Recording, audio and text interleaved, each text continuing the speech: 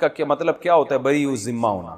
کہتے ہیں نا اعلان برات کیا ہم نے، یہ وہ براعت کا مطلب بری ہو جانا.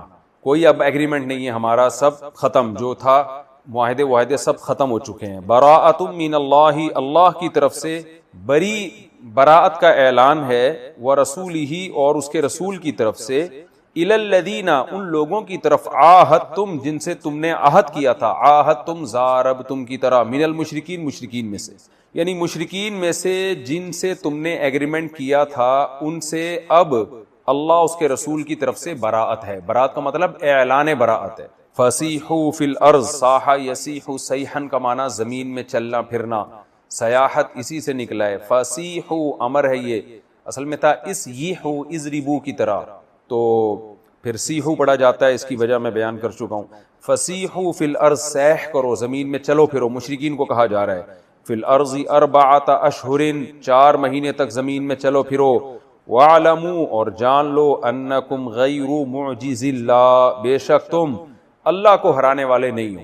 اعجز یعجز، اعجازا عاجز کرنا، معجزین عاجز کرنے والے، معجز اللہ اللہ کو عاجز کرنے والے، غیر معجز اللہ اللہ کو عاجز کرنے والے تم نہیں ہو، اللہ کو نہیں تم ہرا سکتے. وان اللہ، اور یہ بھی جان لو، مخزی الکافرین، کہ اللہ تعالیٰ کافروں کو رسوا کرنے والے. اخزا یخزی اخزاء، خزی فی الدنیا والآخرہ کا لفظ سنا ہوگا نا، ذلت کو کہتے ہیں. وَأَذَانٌ مِّنَ اللَّهِ وَرَسُولِهِ إِلَى النَّاسِ، اور اللہ اور اس کی رسول کی طرف سے اعلان ہے. اذان اعلان کو کہتے ہیں، اعلان ہے الی الناس، لوگوں کو.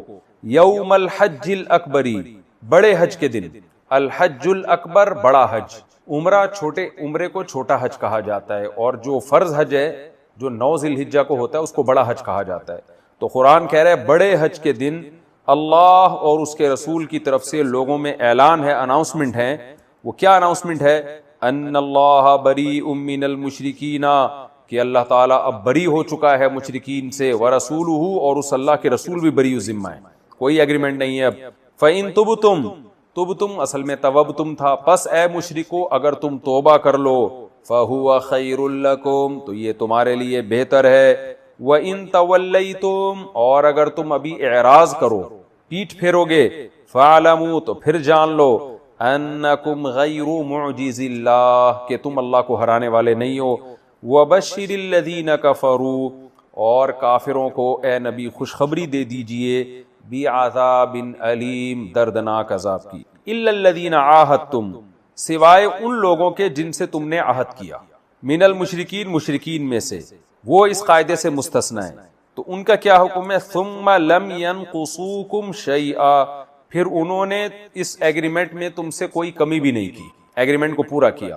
یعنی ان سے برات کا اعلان نہیں ہے، وہ ایگریمنٹ پہ باقی ہیں، ان سے کوئی بری ذمہ نہیں ہے ہم، ان کا ذمہ ابھی بھی ہے. تفسیر میں ڈیٹیل آئے گی انشاءاللہ اس کی.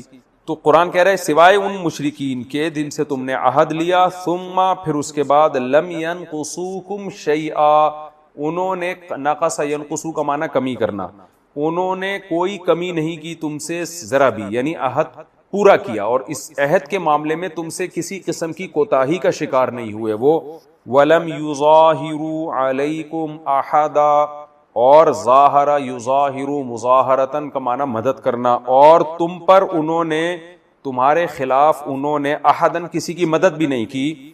فَأَتِمُّوا، تو مکمل کرو، الیہم ان مشرکین کی طرف، عہدہم ان کے عہد کو، الی مدتہم ان مشرکین کی مدت تک، جو تمہارا ان سے جس مدت تک کے لیے ایگریمنٹ ہوا تھا اس مدت تک ایگریمنٹ کو پورا کرو تم. اتمو اصل میں تھا اتمیمو، اتمام سے ہے مکمل کرنا. ان اللہ، بے شک اللہ تعالی، یحب المتقین، پرہیزگاروں سے محبت کرتے ہیں. فَإِذَا انسَلَخَ الْأَشْهُرُ الْحُرُمُ، پس جب ختم ہو جائیں محترم مہینے. انسلخ کا معنی ختم ہو جانا، سلخ عربی میں کھینچنے کو کہتے ہیں، جیسے کھال ادھیڑ دی جانور کی. انسلاخ کا معنی لپٹ جانا یا ختم ہو جانا، تو یہاں معنی ہے گزر جانا.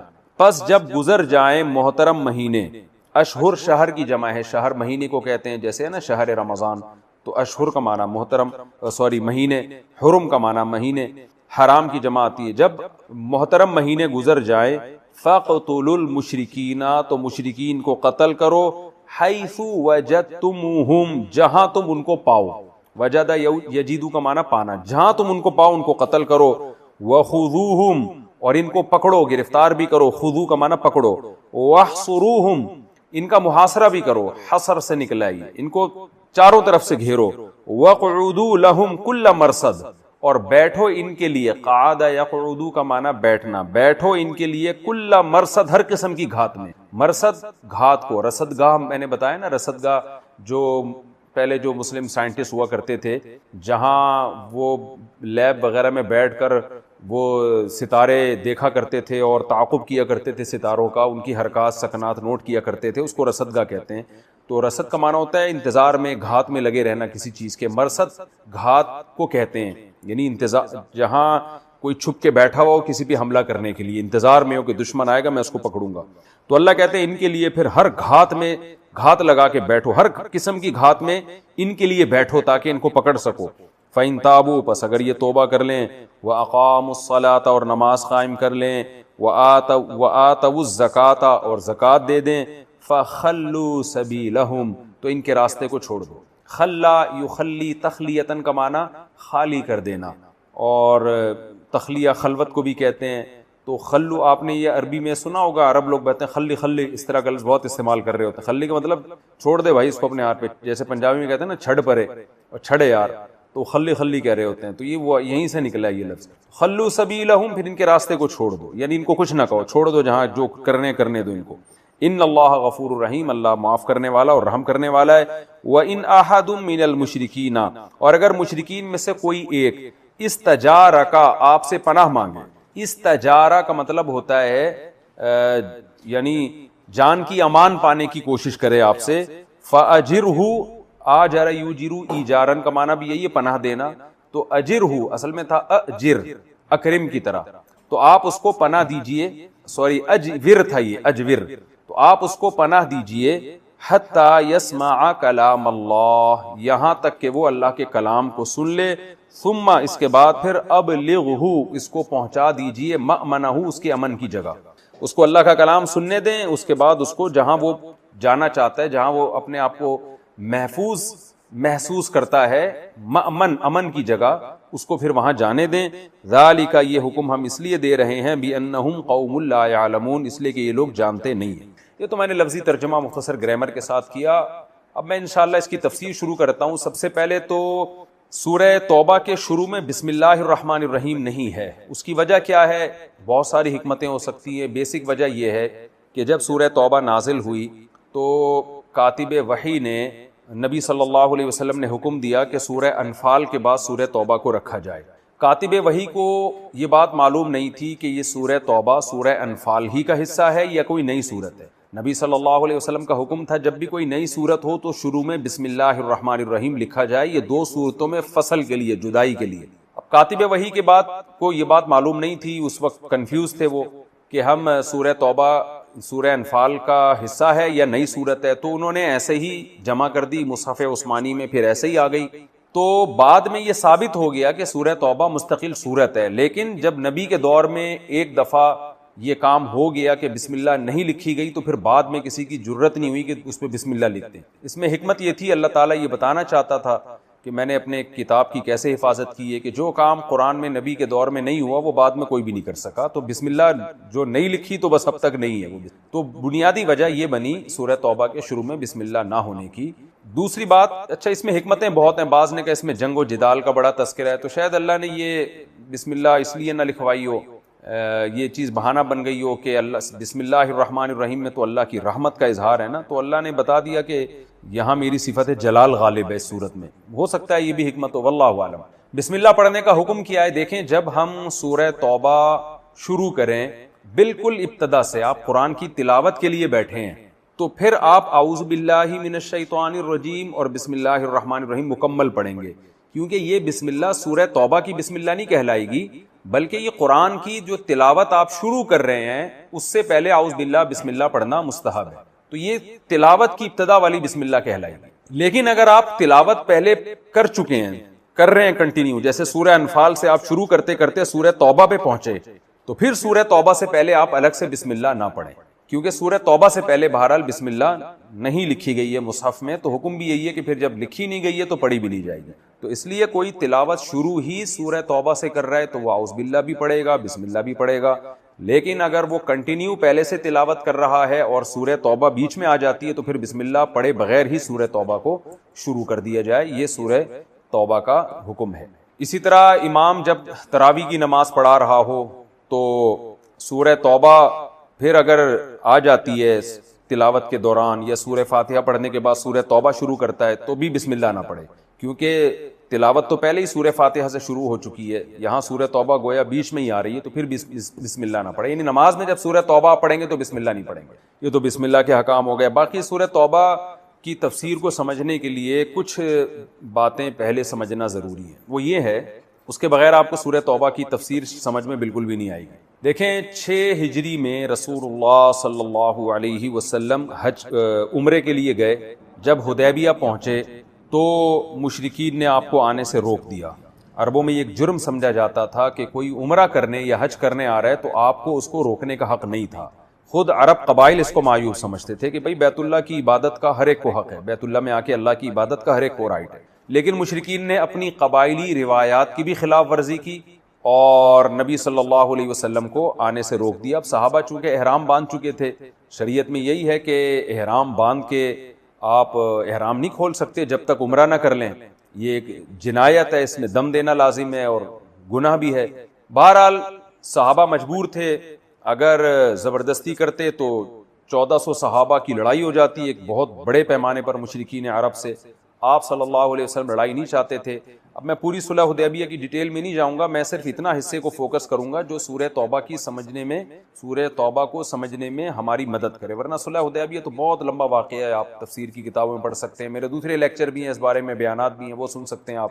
تو قصہ مختصر یہ ہوا کہ جی مشرکین کی طرف سے وفد آیا، آپ صلی اللہ علیہ وسلم کا ان سے ایگریمنٹ ہوا کہ ٹھیک ہے. ایگریمنٹ میں یہ تھا کہ آپ اس سال عمرہ نہیں کریں گے، عمرہ آپ اگلے سال کریں گے، اور 10 سال کے لیے مشرکین اور مسلمانوں میں جنگ بندی، کوئی جنگ نہیں ہوئی. مسلمانوں میں سے کوئی اگر خدا نخواستہ مرتد ہو کے مشرکین کے پاس چلا گیا تو مشرکین اس کو واپس نہیں کریں گے، لیکن ادھر سے کوئی مسلمان ہو کے مدینہ آ گیا تو نبی صلی اللہ علیہ وسلم اس کے پابند ہوں گے کہ اس کو واپس کر دیں. تو اس طرح کی شرطیں جو مسلمانوں کے بظاہر اگینسٹ جا رہی تھیں، بظاہر کیا حقیقت میں اگینسٹ جا رہی تھیں، وہ ساری شرطیں نبی صلی اللہ علیہ وسلم نے تسلیم کی اور آپ نے ایگریمنٹ کیا کہ ٹھیک ہے بھائی ہم اس سال عمرہ نہیں کرتے. اور آپ صلی اللہ علیہ وسلم نے عمرہ کیے بغیر سر منڈا لیا. سر منڈانا یہ احرام سے باہر نکلنے کے لیے ہوتا ہے. قصر بھی کر سکتے ہیں، یعنی بالوں کو چھوٹا بھی کر سکتے ہیں اور سر منڈا بھی سکتے ہیں. اور پھر آپ صلی اللہ علیہ وسلم نے دم بھی دیا جو جانور ذبح کرنا ہوتا ہے، اور پھر اگلے سال اس عمرے کی قضا بھی کی آپ صلی اللہ علیہ وسلم نے. اگلے سال آپ نے پھر مکہ جا کے عمرہ کیا. اب 10 سال جو جنگ بندی کا ایگریمنٹ ہوا تھا، اس ایگریمنٹ کا حصہ یہ بھی تھا کہ اس ایگریمنٹ کے بعد دونوں طرف اب لڑائی نہیں ہوگی 10 سال تک، دونوں امن اور سکون سے رہیں گے. تو مشرکین اور مسلمانوں نے عرب کے تمام قبائل کو یہ اختیار دیا کہ اس ایگریمنٹ میں جو چاہے مسلمانوں کے ساتھ چلا جائے، جو چاہے مشرکین مکہ کے ساتھ. یہ بالکل ایسے ہی جیسے دو بڑی طاقتیں ہوتی ہیں نا، جب آپس میں ایگریمنٹ کرتی ہیں تو کچھ لوگ ایک بلاک کا حصہ بن جاتے ہیں، کچھ دوسرے بلاک کا حصہ بن جاتے ہیں. تو ایسے ہی ہوا کہ کچھ مشرکین کے قبائل ایسے تھے جو مسلمانوں کے حلیف بن گئے، مسلمانوں کے ساتھ ہو گئے، اور کچھ قبائل ایسے تھے جو مشرکین کے ساتھ ہو گئے کہ ہم اس معاہدے میں مشرکین کی طرفدار ہیں. جو مشرکین کے ساتھ تھے ان کا مطلب یہ تھا کہ اب اگر ان پہ حملہ ہوا تو وہ قریش پہ حملہ سمجھا جائے گا، اور جو مسلمانوں کے ساتھ جن کا ایگریمنٹ ہوا، مسلمانوں کے دوست بنے، مسلمانوں کے طرفدار بنے. تو طرفدار بننے کا مطلب یہ تھا کہ اب اگر مشرکین مکہ نے ان قبیلوں پہ حملہ کیا تو وہ مسلمانوں پہ ہی حملہ سمجھا جائے گا، اور یوں سمجھا جائے گا ایگریمنٹ کی خلاف ورزی ہو گئی. تو دو مشہور قبیلے تھے، بنو بکر اور خزاعہ. تو جو خزاعہ قبیلہ تھا وہ مسلمانوں کی طرف ہو گیا کہ بھئی ہم اس ایگریمنٹ میں مسلمانوں کے ساتھ ہیں، نبی صلی اللہ علیہ وسلم کے ساتھ ہیں، ہم پہ حملہ ہوا تو مسلمانوں پہ حملہ کاؤنٹ ہو گئی ہے اور مسلمان ہماری مدد کریں گے، اور مسلمانوں پہ حملہ ہوا تو ہم مسلمانوں کی مدد کریں گے. اور جو بنو بکر تھے وہ قریش کے ساتھ تھے. تو یہ ایگریمنٹ ہو گیا کہ اب جو قبیلے مسلمانوں کے ساتھ ہیں وہ بھی گویا اس معاہدے میں مسلمانوں کے ساتھ شریک ہے. ان کے ساتھ معاہدہ توڑا تو مسلمانوں کے ساتھ ہی معاہدہ سمجھا جائے گا. 6 ہجری میں یہ ایگریمنٹ ہوا ہے. 7 ہجری میں رسول اللہ صلی اللہ علیہ وسلم نے جا کے عمرہ کیا, آپ واپس تشریف لائے. 7 ہجری میں یعنی گویا پورے 1 سال کے بعد یہ نبی عمرہ کر کے تشریف لائے, تو 4-5 مہینے مزید گزرے تھے. یعنی یوں سمجھیں کہ صلح حدیبیہ سے تقریباً 17-18 مہینے گزرے تھے کہ یہ جو تھے بنو بکر تھے جو قریش کے ساتھ تھے, انہوں نے چپکے سے حملہ کر دیا خزاعہ پہ, بنو خزاعہ پہ, جو مسلمانوں کے ایگریمنٹ کا حصہ تھے. رات کے وقت حملہ کیا 2 چیزیں سوچ کے.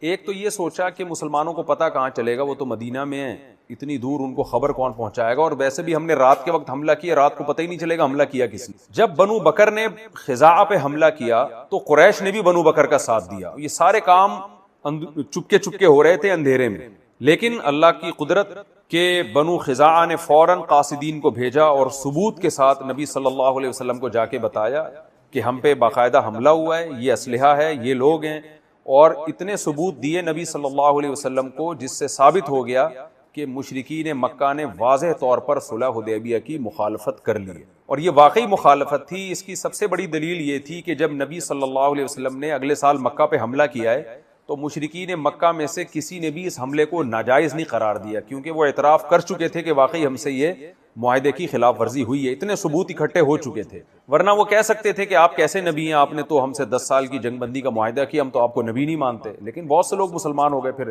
جب مکہ فتح ہوا ہے اور اسلام میں جوک در جوک داخل ہونے لگے. تو یہ اس کی واضح علامت ہے کہ مشرکین بھی اس بات کا اعتراف کر چکے تھے کہ ہم سے ایگریمنٹ کی خلاف ورزی ہوئی ہے. ہاں یہ ضرور ہے کہ مشرکین یہ سمجھتے تھے کہ پتہ نہیں چلے گا رسول اللہ صلی اللہ علیہ وسلم. تو صلح حدیبیہ کے 17-18 مہینوں کے بعد ایگریمنٹ کی خلاف ورزی ایسے ہوئی کہ بنو بکر جو قریش کے دوست تھے, یعنی قریش کے ساتھ ایگریمنٹ میں شریک تھے, ان بنو بکر نے بنو خزاعہ پہ حملہ کیا جو مسلمانوں کے معاہدے میں مسلمانوں کے بلاک کا حصہ تھے. تو جب حملہ کیا ہے قریش نے بھی بنو بکر کا ساتھ دیا. یہ بالکل 10 سال تک جو جنگ بندی کا معاہدہ تھا اس کی خلاف ورزی ہوئی ہے. تو یعنی نبی مسلمانوں پہ ڈائریکٹ حملہ نہیں کیا, بلکہ مسلمانوں کے ساتھ جو قبیلہ معاہدے میں شریک تھا, اگرچہ وہ غیر مسلم قبیلہ تھا لیکن بہرحال ایک معاہدے کا حصہ تھا, حلیف بن چکا تھا مسلمانوں کا, تو اس پہ حملہ یہ یقیناً ایک معاہدے کی خلاف ورزی تھی. تو رسول اللہ صلی اللہ علیہ وسلم کو 7 ہجری کے آخر میں یقین ہو گیا کہ قریش نے صلح حدیبیہ کی مخالفت کر لی ہے. آپ صلی اللہ علیہ وسلم نے صحابہ کو حکم دیا اب ہم جنگ کی تیاری کرتے ہیں, لیکن آپ نے اس جنگ کو بہت خفیہ رکھا کہ اب مشرکین مکہ کو بتائے بغیر ہم ایک بڑا لشکر تیار کر کے مکہ پہ ہم حملہ کریں گے. اور بالآخر 8 ہجری میں یعنی صلح حدیبیہ کے 2 سال کے بعد آپ صلی اللہ علیہ وسلم یعنی چلے لشکر لے کے. بعد میں ظاہر ہے مشرکین کو پتہ چل گیا, لیکن لشکر بہت قریب پہنچ چکا تھا, تقریباً 10,000 کا لشکر تھا, اور اس میں بہت سے عرب قبائل آپ صلی اللہ علیہ وسلم کے ساتھ ہوتے چلے گئے.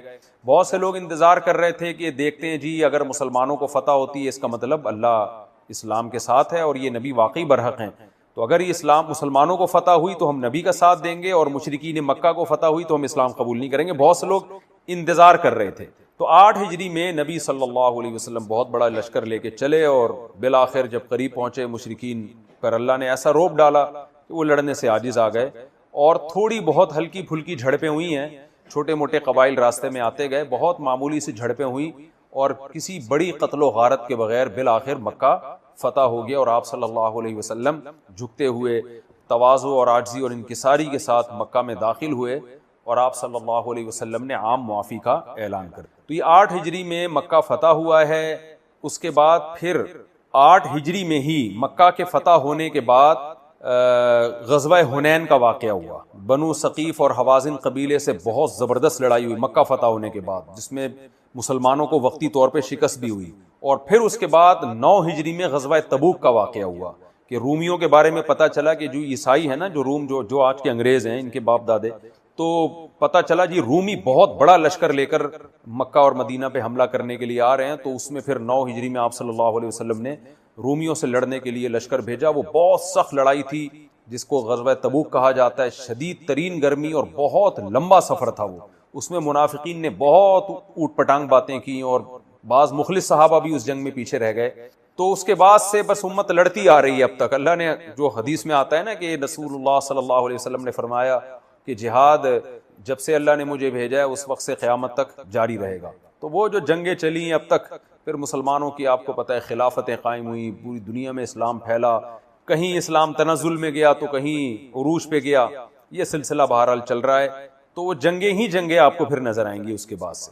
تو یعنی اللہ نے کیسی قربانی لی ہے صحابہ کرام اور تابعین سے اور خلفائے راشدین سے، کہ اسلام کو اپنی بقا کے لیے، حق کو اپنی بقا کے لیے کیا کچھ کرنا پڑتا ہے. ہمیں اس سے یہ بہرحال سیکھنے کو ملتا ہے. تو ان تمام جنگوں کا ذکر سورہ توبہ میں ہے. یعنی فتح مکہ سے پہلے جو معاہدہ ٹوٹا تھا اس کے حالات بھی ہیں سورہ توبہ میں. مکہ فتح ہوا، اس کے بعد کیا کیا اعلانات ہوئے وہ حالات بھی ہیں. غزوہ حنین کا تذکرہ بھی ہے اور غزوہ تبوک کا تذکرہ بھی، کہ تبوک میں نکلنے کا حکم بھی. پھر جو لوگ تبوک میں نہیں گئے ان میں کچھ مخلص تھے، کچھ منافق تھے. جو مخلص صحابہ تھے ان کا بھی تذکرہ، جو منافق تھے ان کا بھی تذکرہ. روایات میں آتا ہے کہ سورہ توبہ جو نازل ہوئی نا، بہت طویل سورت تھی. اس کے 4 حصوں میں سے 3 حصے منسوخ کیے گئے ہیں، تلاوت ان کی اللہ نے ختم کی ہے. یعنی جتنی آج سورہ توبہ ہے نا، اس سے یوں سمجھ لیں کہ اس سے 4 گنا زیادہ تھی، اور 3 حصوں میں منافقین ہی کا تذکرہ تھا. یعنی اگر ہم سورہ توبہ کو 4 سے ضرب دینا جتنی آج ہے، تو اتنی تھی سورہ توبہ جو نازل ہوئی تھی. باقی 3 حصوں میں منافقین کا ذکر تھا، جو اللہ تعالیٰ نے کسی بھی مصلحت سے اس کو منسوخ کر دیا، کیونکہ شاید اس میں حکمت یہ ہو کہ منافقین رہے نہیں، تو ان کا بار بار تذکرہ، ان کی مذمتیں، ان کے جو باتیں تھیں وہ ساری اللہ نے کھول کھول کے بیان کی تھی. لیکن وہ اس میں حکمت تھی بہرحال اللہ تعالیٰ کی. اللہ کو یہ اجازت ہے، اس کو یہ قدرت ہے، ما ننسخ من آیت او ننسیھا، جس آیت کو چاہے وہ منسوخ کر دے. تو وہ آیتیں منسوخ ہوئی ہیں، اور پھر وہ مصحف سے نبی صلی اللہ علیہ وسلم نے نکالنے کا حکم دیا. اور پھر جو ابھی ہمارے پاس سورہ توبہ ہے یہ باقی رکھی گئی. اس میں منافقین کا تذکرہ اس میں بھی بہت ہے، لیکن بہت زیادہ تذکرہ حذف بھی کیا گیا ہے. تو یہ میں نے سورہ توبہ کا آپ کے سامنے مختصر سا خلاصہ پیش کی. اچھا، سورہ توبہ جو شروع ہو رہی ہے وہ براءۃ من اللہ ورسولہ الی الذین عاہدتم، کہ مشرکین سے برات کا اعلان کیا جا رہا ہے. تو یہاں بھی یہ سمجھ لیں مشرکین مکہ جن سے مسلمانوں کی لڑائی تھی وہ 4 طرح کے تھے. وہ 4 طرح کے مشرکین کو آپ سمجھیں گے تو آپ کو یہ آیتیں انشاءاللہ سمجھ میں آئیں گی. کچھ مشرکین تو وہ تھے جن سے رسول اللہ صلی اللہ علیہ وسلم نے حدیبیہ میں صلح کی تھی، 10 سال تک جنگ بندی کی. وہ مشرکین تو وہی تھے جو آئے تھے 1400 صحابہ جب موت پر بیعت کر چکے تھے. اس وقت 6 ہجری میں ان سے جنگ ہوئی، اور 6 ہجری میں ان سے معاہدہ ہوا اور انہوں نے معاہدے کی خلاف ورزی. تو ان مشرکین کا بھی ان آیتوں میں تذکرہ ہے. ان کو ہم کہہ سکتے ہیں پہلی قسم کے مشرکین، جن سے 10 سال جنگ بندی کا صلح حدیبیہ میں معاہدہ ہوا تھا. دوسری قسم کے مشرکین وہ تھے جو صلح حدیبیہ میں تو نہیں تھے، لیکن ان سے الگ سے معاہدے ہوئے تھے چند سالوں کے، ان کا ٹائم بھی متعین تھا. تو ان مشرکین کا بھی یہاں ذکر ہے کہ، اور انہوں نے معاہدے کی خلاف ورزی بھی نہیں کی. تو ان کا بھی یہاں ذکر ہے کہ جنہوں نے معاہدے کی خلاف ورزی نہیں کی ہے ان سے جو آپ کا جنگ بندی کا معاہدہ ہے وہ معاہدہ اپنے ٹائم تک پورا کرنا ہے، کیونکہ وہ انہوں نے عہد کی خلاف ورزی نہیں کی. پہلی قسم دوبارہ ریپیٹ کر دیتا ہوں، پہلی قسم وہ تھی جنہوں نے صلح حدیبیہ میں آپ سے ایگریمنٹ کیا لیکن خود ایگریمنٹ توڑا. ان کے بارے میں قرآن نے بتا دیا کہ انہوں نے چونکہ ایگریمنٹ توڑ دیا ہے لہذا تمہارا بھی اب ان سے کوئی ایگریمنٹ نہیں ہے. تو ان کے بارے میں حکم یہی ہے کہ جہاں پاؤ قتل کرو. دوسرے قسم کے وہ مشرکین تھے جنہوں نے ایگریمنٹ کیا تھا لیکن انہوں نے ایگریمنٹ میں کوئی کمی نہیں کی، تو ان سے جب تک تمہارا ایگریمنٹ تھا اس وقت تک تمہارے ذمہ بھی لازم ہے اس ایگریمنٹ کو پورا کرو. ان کے خلاف تلوار چلانے کی تمہیں اجازت نہیں ہے، یعنی مکہ فتح ہونے کے بعد بھی اجازت نہیں. تیسری قسم مشرکین کی وہ تھی جن سے عہد تھا جنگ بندی کا، لیکن اس عہد کا کوئی ٹائم متعین نہیں تھا، بس ایک اجمالی ایک معاہدہ تھا کہ بھئی آپ سے ہماری لڑائی نہیں ہے. تو وہ اس کی کوئی ٹائم متعین نہیں تھا، یعنی دونوں کو اجازت تھی جب چاہیں اس عہد کو ختم کر دیں. اور چوتھی قسم کے مشرکین وہ تھے جن سے نہ تو کوئی جنگ بندی کا عہد تھا نہ لڑائی کا، کچھ بھی نہیں تھا، نیوٹرل تھے وہ لوگ. تو چاروں قسم کے جو مشرکین تھے ان کا سورہ توبہ میں اللہ تعالیٰ نے تذکرہ کیا ہے کہ اب ان چاروں کے ساتھ آپ نے معاملہ کس طرح کا کرنا ہے، کس سے لڑنا ہے، کس سے نہیں لڑنا، کس کو مہلت دینی ہے، کس کو مہلت نہیں دینی. یہ تمام کے تمام احکامات اللہ نے سورہ توبہ کے شروع میں بیان کیے. تو یہ اگر میں ڈیٹیل نہ بتاتا تو یہ تفسیر آپ کی سمجھ میں نہ آتی. تھوڑا سا تاریخی واقعہ بھی سمجھنا ضروری ہے تاکہ اس میں بھی تفسیر میں سمجھنے میں مدد ملے گی. رسول اللہ صلی اللہ علیہ وسلم نے جب 9 ہجری میں آپ صلی اللہ 8 ہجری میں مکہ فتح ہوا ہے، تو مکہ فتح کر کے آپ واپس مدینہ تشریف، اب تک آپ صلی اللہ علیہ وسلم نے مشرکین کے بارے میں کوئی اعلان نہیں کیا، بلکہ عام معافی کا اعلان کیا۔ مکہ فتح ہوا اور آپ نے سب کو معافی دے دی۔ اصولی طور پر تو آپ کے لیے جائز تھا، عرب کے دستور کے مطابق بھی جائز تھا کہ بھئی جنگ کے ذریعے جب فتح کیا ہے تو جتنے جوان مرد ہیں ان کو آپ قتل کر سکتے تھے، لیکن آپ صلی اللہ علیہ وسلم نے اس وقت عام معافی کا اعلان کر دیا، اور بلکہ بعض مشرکین کو تو بہت پروٹوکول دیا آپ صلی اللہ علیہ وسلم نے، اور فرمایا کہ میں تمہیں آج وہی کہوں گا جو یوسف علیہ السلام نے اپنے بھائیوں سے کہا تھا، لا تثریب علیکم اليوم، کہ تم پر کوئی آج حرج نہیں ہے، تم سب آزاد ہو۔ تو یہ تو ایک کامن اعلان کر دیا گیا۔ اس کے بعد جب نبی صلی اللہ علیہ وسلم واپس مدینہ تشریف لائے تو 9 ہجری میں آپ صلی اللہ علیہ وسلم نے حضرت ابو بکر اور حضرت علی کو کی معیت میں حج کا ایک وفد بھیجا۔ اس وقت تک بھی اجازت تھی پوری دنیا سے حج کے مہینوں میں جو بھی عرب کے قبائل تھے اور جو بھی ارد گرد کے لوگ تھے سارے بیت اللہ حج کرنے آیا کرتے تھے، مشرکین کو بھی اجازت تھی کہ وہ بھی حج کرنے آئیں، لیکن اعلان ان کو سنا دیا گیا سورہ توبہ کے ذریعے۔ حضرت ابو بکر کو بتایا کہ جب مینا میں اور عرفات میں عرب قبائل جمع ہوں تو آپ اعلان کر دیں کہ مشرکین کی جو چاروں قسم ہیں، ایک وہ جنہوں نے ہم سے عہد توڑا، ان نے تو ویسے ہی عہد توڑ دیا، ان کا تو خون ہمارے لیے ویسے ہی حلال ہے۔ دوسرے وہ لوگ ہیں جن کے عہد مکمل ہونے والا ہے، مفسرین کہتے ہیں تقریباً 9 مہینے باقی تھے ان قبائل کے جن سے آپ کا ایگریمنٹ تھا مدت، خاص مدت تک کے لیے، تو وہ مدت 9 مہینے بعد ختم ہونے والی تھی، تو ان کے بارے میں بھی حکم دیا کہ اعلان سنا دیں بھائی 9 مہینے بعد جو ہے آپ سے ہمارا بھی کوئی ایگریمنٹ نہیں۔ تیسرے وہ مشرکین تھے جن سے عہد تو تھا لیکن وہ ٹائم متعین نہیں تھا، ان کے بارے میں بھی اعلان سنا دیا گیا کہ وہ بھی حرم چھوڑ کے چلے جائیں، اگر وہ حرم چھوڑ کے یعنی جزیرہ عرب سے نکل جائیں، اگر وہ نہیں نکلتے تو ان کو بھی جہاں پائیں گے ہم قتل کر دیں گے۔ اور چوتھے وہ جن سے سرے سے کوئی ایگریمنٹ ہی نہیں تھا، تو سب کے بارے میں حکم دے دیا گیا کہ حدود حرم سے سب نے نکل جانا ہے۔ اور حضرت علی رضی اللہ تعالی عنہ کو پھر یمن میں بھی نبی صلی اللہ علیہ وسلم نے باقاعدہ یہ اعلان دے کے بھیجا کہ یمن میں بھی اناؤنسمنٹ کر دیں، اور عرب کے مختلف قبائل جو حج کرنے کے لیے آئے ہیں ان میں بھی اعلان ہو جائے حضرت ابو بکر کی طرف سے، تو اس کا فائدہ یہ ہوگا کہ حج میں ایک اناؤنسمنٹ ہوتی ہے تو سارے قبائل میں پھیل جاتی ہے، تاکہ حجت تمام ہو جائے، کل کوئی مشرک یہ نہ کہے کہ مجھے کس بیس پہ آپ قتل کر رہے ہیں۔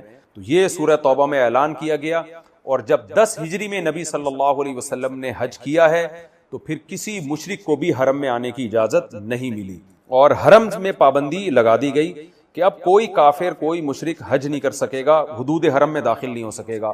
اور نبی صلی اللہ علیہ وسلم نے پھر مزید ارادہ کیا کہ میں جزیرہ عرب سے تمام مشرکین کو ہمیشہ کے لیے نکال دوں گا، لیکن آپ صلی اللہ علیہ وسلم نے جب 10 ہجری میں خود حج کیا ہے تو 11 ہجری میں 12 ربیع الاول میں آپ کا وصال ہو گیا، تو آپ صلی اللہ علیہ وسلم خود اس پر عمل نہیں کر سکے، لیکن پھر خلفائے راشدین نے آپ کی اس وصیت پر عمل کیا، اور بالآخر حضرت عمر کے دور میں تمام جزیرہ عرب سے تمام یہود و نصارہ اور مشرکین کو نکال دیا گیا، اور صدیوں تک پھر ان کا وہاں داخلہ منع ہے۔ اب داخل ہو گئے ہیں جو حالات اور ہمارے اعمال کی شامت ہے، لیکن نبی صلی اللہ علیہ وسلم کا بہرحال یہ حکم تھا، وصیت تھی کہ اخرج الیہود والنصارى من جزیرۃ العرب، جزیرہ عرب سے تمام مشرکین کو، چاہے وہ اہل کتاب ہی کیوں نہ ہو، ان کو نکال دیا۔ اس کا یہ مطلب نہیں کہ دنیا میں کہیں بھی ان کو رہنے کی اجازت نہیں ہے، باقی دنیا میں وہ رہ سکتے ہیں، اسلامی حکومتوں میں ہمیشہ رہے ہیں، لیکن جزیرہ عرب کو شرک اور کفر سے پاک کرنے کے لیے نبی نے یہ اعلان سنا دیا، فیصلہ کیا کہ اسلام کا جو مرکز ہے جزیرہ عرب، اس میں کفر اب کبھی بھی داخل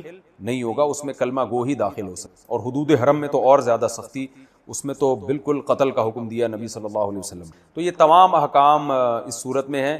اب ہم انشاءاللہ اس کا ترجمہ شروع کرتے ہیں۔ تو خلاصہ میں دوبارہ بیان کر دیتا ہوں، 8 ہجری میں نبی صلی اللہ علیہ وسلم نے مکہ فتح کیا، اور 9 ہجری پھر واپس آ گئے آپ۔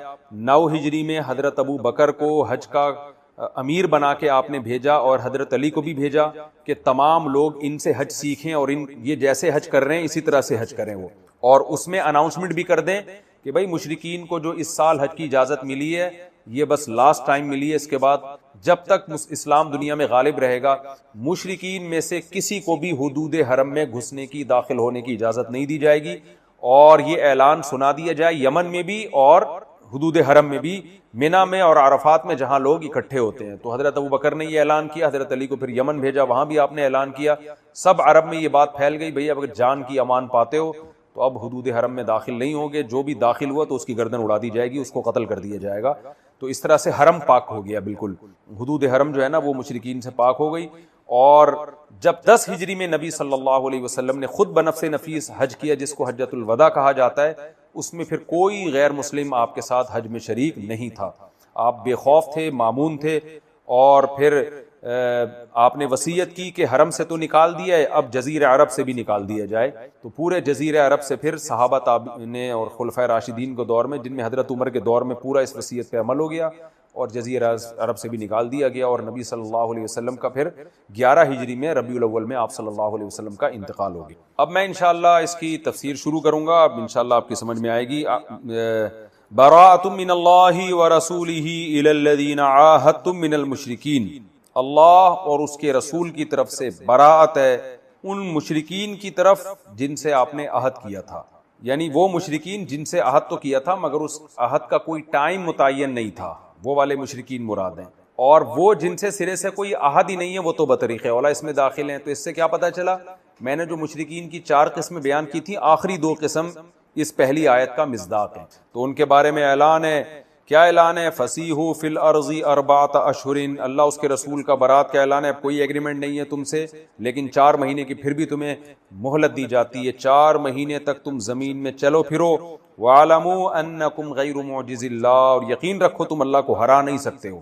یعنی دنیا میں تو تمہیں امن دیا جا رہا ہے، 4 مہینے تک حرم میں چل پھر سکتے ہو. 4 مہینے کے بعد کوئی نظر آیا تو اسے قتل کر دیا جائے گا، جیسے کہ آگے تفصیل آ رہی ہے. تو لیکن اللہ کو نہیں ہرا سکتے. یعنی اسلام نے تو، مسلمانوں نے تو، نبی صلی اللہ علیہ وسلم نے تو تمہیں امن دے دیا اللہ کے آرڈر پہ. 4 مہینے تک مسلمان تمہیں کچھ نہیں کہیں گے، لیکن اگر تمہاری طبعی موت واقع ہو گئی تو آخرت کا عذاب ملے گا. اللہ کو تم بہرحال نہیں ہرا سکتے. وَأَنَّ اللَّهَ مُخْزِي الْكَافِرِينَ، اور جان لو اللہ کافروں کو رسوا کرنے والا ہے، آخرت میں عذاب ہوگا. وَأَذَانٌ مِّنَ اللَّهِ وَرَسُولِهِ إِلَى النَّاسِ يَوْمَ الْحَجِّ الْأَكْبَرِ، اور حج کے جو بڑا حج جو ہے، عمرہ چھوٹا حج ہوتا ہے حج اصغر، اور جو فرض حج ہے وہ حج اکبر ہوتا ہے. لوگوں میں جہالت ہے، لوگ سمجھتے ہیں جمعے کے دن جو حج ہوگا وہ حج اکبر ہوگا. یہ غلط ہے.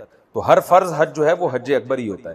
تو حج اکبر کے دن اللہ اور اس کے رسول کی طرف سے اعلان ہے. کیا اعلان ہے؟ ان اللہ بریء من المشرکین ورسولہ، کہ اللہ اور اس کے رسول مشرکین کی طرف سے بری ہیں. یعنی یہ اعلان ان مشرکین کے بارے میں کیا گیا تھا حج کے موقع پہ حضرت ابو بکر کی زبان سے، جنہوں نے صلح حدیبیہ میں مسلمانوں سے معاہدے کی خلاف ورزی کی، جو مشرکین کی پہلی قسم تھی. اور وہ بھی جن سے جو ہے مسلمانوں کا ایگریمنٹ تھا مگر وہ ایگریمنٹ کی مدت ختم ہو رہی تھی. تو ان دونوں قسم کے لوگوں کے بارے میں اعلان ہے حج کے موقع پہ کہ اب آپ سے ہمارا ایگریمنٹ ختم ہو رہا ہے. فَإِن تُبْتُمْ فَهُوَ خَيْرٌ لَكُمْ، پس اگر تم توبہ کر لو گے تو یہ تمہارے لیے بہتر ہے. یعنی توبہ کر لو گے تو مسلمانوں والے سارے حقوق ہوں گے. وَإِن تَوَلَّيْتُمْ، اور اگر تم ابھی بھی توبہ نہیں کرتے، اعراض کرتے ہو، فَاعْلَمُوا أَنَّكُمْ غَيْرُ مُعْجِزِ اللَّهِ، تو یقین کر لو تم اللہ کو ہرا نہیں سکتے. وَبَشِّرِ الَّذِينَ كَفَرُوا بِعَذَابٍ أَلِيمٍ، اور اے نبی آپ کافروں کو دردناک عذاب کی خوشخبری سنائیں. یعنی یہ تو دنیا میں ہے کہ تمہیں قتل کر دیا جائے گا، اور آخرت میں جہنم کی آگ ہے. إِلَّا الَّذِينَ عَاهَدتُّم مِّنَ الْمُشْرِكِينَ، ہاں وہ مشرکین اس براءت سے مستثنا ہیں. یعنی عام اعلان تو کیا جا رہا ہے کہ جتنے بھی مشرکین ہیں اب ہماری ان سے لڑائی ہے، اب جہاں پائیں گے جس کو چاہیں گے قتل کر دیں گے.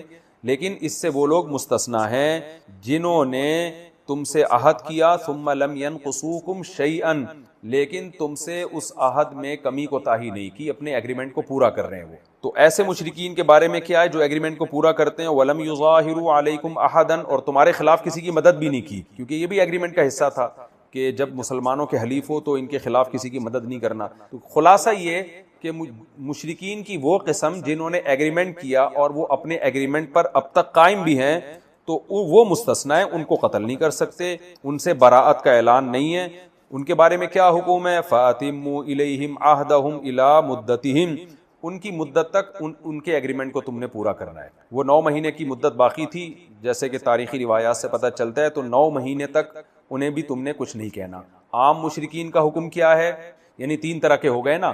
وہ مشرکین جنہوں نے صلح حدیبیہ میں معاہدے کی خلاف ورزی کی، ان سے تو کوئی ایگریمنٹ نہیں ہے، ان کو تو 9 ہجری میں جو حضرت ابو بکر نے اعلان کیا تو بس اب تم یہاں سے چلے جاؤ. اور جن سے سرے سے کوئی عہد ہی نہیں تھا یا عہد تھا مگر اس کی مدت متعین نہیں تھی، ان مشرکین کو بتایا گیا کہ 4 مہینے کے بعد ہمارا تمہارا کوئی ایگریمنٹ نہیں ہے، جہاں پائیں گے قتل کر دیں۔ اور مشرکین کی ایک قسم وہ تھی جس کو میں نے دوسرے نمبر والی قسم بیان کیا کہ جن سے ایگریمنٹ ہے اور وہ ایگریمنٹ میں پورا بھی اتر رہے ہیں، معاہدے کی خلاف ورزی بھی نہیں کی، تو 9 مہینے باقی ہیں، تو 9 مہینے تک تمہیں بھی کچھ نہیں کہا جائے گا اور ان سے مدت پوری کی جائے گی۔ کیوں؟ ان اللہ یحب المتقین، اللہ پرہیزگاروں سے محبت کرتا ہے۔ تو تقوی یہی ہے کہ جو مشرکین، جس مشرک سے آپ کا جو ایگریمنٹ ہوا ہے آپ اس ایگریمنٹ کی پابندی کریں۔ تو تقوی کا تقاضا یہی ہے، لہذا اللہ تعالیٰ پرہیزگاروں کو پسند کرتے ہیں، معاہدے کی پورا کرنے والوں کو پسند کرتے ہیں۔ آگے قرآن کہہ رہا ہے فَإِذَا انْسَلَخَ الْأَشْهُرُ الْحُرُمُ، پس جب اشہر حرم ختم ہو جائیں۔ کیا مطلب؟ جو پہلی قسم تھی نا جنہوں نے صلح حدیبیہ میں مخالفت کی تھی، ان سے تو کوئی ایگریمنٹ نہیں ہے۔ جیسے پہلی آیت اسی بارے میں نازل ہوئی، براۃ من اللہ ورسول، دوسری آیت اس بارے میں نازل ہوئی کہ حضرت ابوبکر کو حکم دیا کہ آپ اعلان کر دیں کہ اب جنہوں نے صلح حدیبیہ میں مخالفت کی ہے ان سے ہمارا کوئی ایگریمنٹ نہیں ہے، ہم جہاں پائیں قتل کر دیں گے۔ لیکن ایک وجہ سے ان کو مہلت دی جا رہی ہے، وہ یہ ہے کہ یہ اعلان ذی الحجہ میں ہو رہا ہے، اور ذی الحجہ عرب میں محترم مہینہ سمجھا جاتا تھا، اس میں قتل و قتال کو حرام سمجھا جاتا تھا۔ ذی الحجہ بھی محرم بھی، 4 محترم مہینے تھے، محرم، رجب، ذی قعدہ اور ذی الحجہ۔ تو محرم کے ختم ہونے کا انتظار کیا جائے گا۔ ان کے لیے 4 مہینے نہیں ہیں، بلکہ جنہوں نے صلح حدیبیہ میں مخالفت کی ہے ان کے لیے تو اصل حکم یہی ہے ابھی قتل کرو جہاں پاؤ۔ لیکن عرب میں چونکہ حرم کے محترم مہینوں کا احترام کیا جاتا ہے، تو اسلام بھی اسی کلچر کی رعایت کر رہا ہے، اور اسلام بھی صحابہ کو حکم دے رہا ہے کہ آپ بھی اس کی رعایت کریں۔ تو فَإِذَا انْسَلَخَ الْأَشْهُرُ الْحُرُمُ، پس جب محترم مہینے ختم ہو جائیں، یعنی ذی الحجہ میں 9 ذی الحجہ کو حضرت ابوبکر اعلان کر رہے ہیں کہ بھئی کیا اعلان کر رہے ہیں کہ اذان من اللہ ورسولہ الی الناس یوم الحج الاکبر ان اللہ بریء من المشرکین ورسولہ، کہ اللہ اس کے رسول مشرکین سے بری ہے۔ یہ 9 ذی الحجہ کو حضرت ابوبکر اعلان کر رہے ہیں، لیکن اعلان کے ساتھ یہ بھی کہہ رہے ہیں کہ جب محترم مہینے ختم ہو جائیں گے تو پھر ہماری تلوار تمہارے لیے حلال ہو جائے گی، اشہر حرم کے احترام میں ہم قتل نہیں کر رہے۔ فَإِذَا انْسَلَخَ الْأَشْهُرُ الْحُرُمُ، پس جب محترم مہینے ختم ہو جائیں، فَاقْتُلُوا الْمُشْرِكِينَ حَيْثُ وَجَدتُّمْ، تو مشرکین کو جہاں پاؤ قتل کر دو۔ ان مشرکین سے کون سے مشرکین مراد ہیں؟